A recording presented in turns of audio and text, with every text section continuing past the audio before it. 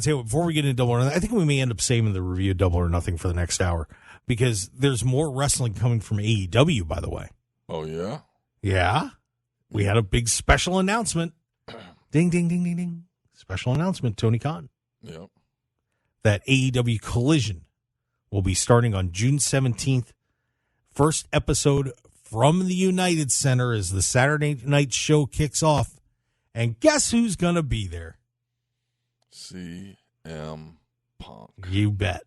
Yeah, did we doubt it? Give me a break.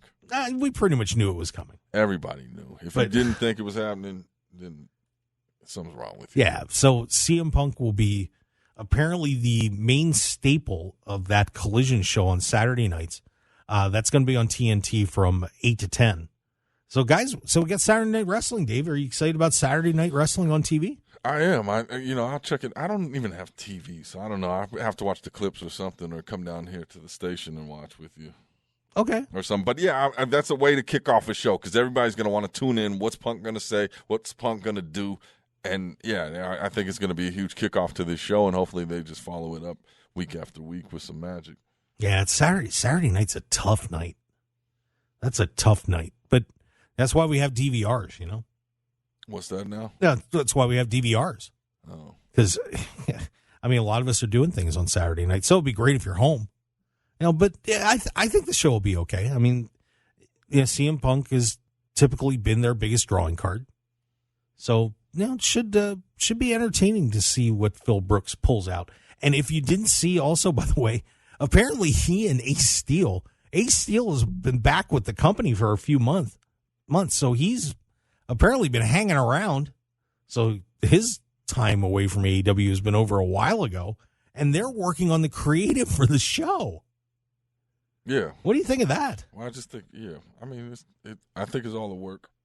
It's great marketing, you know, because now we're all hyped and invested. And also thinking about that show, I'm looking forward to it because there's so many people on the roster. I was tripping off at Double or Nothing. It's like when I went back and saw the whole roster, it's like there's so many people that weren't on that show. Right. That would have been amazing. And it's like, yeah, let's spread them out. Let's give people their shine. And I like the whole split up, you know, roster so other people could stand out.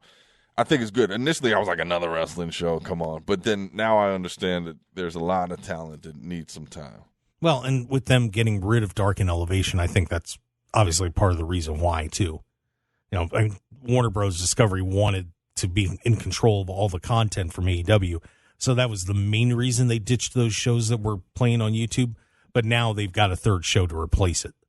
Mm-hmm. So, yeah, this will be an interesting experiment. It's been a long time since we've had a Saturday night wrestling show on. Remember, Saturday night's main event was my I remember awesome. seeing in the TV guide they'd have the little ad coming. I cut that out. I put that on my wall.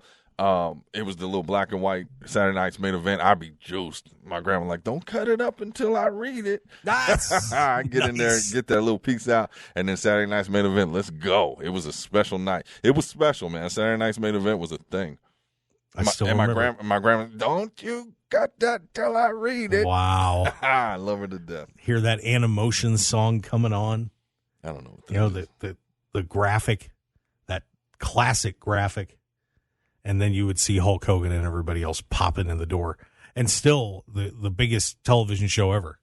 That 33 million people had tuned in to see the Hogan-Andre rematch that ended up being the end of Hulkamania's reign.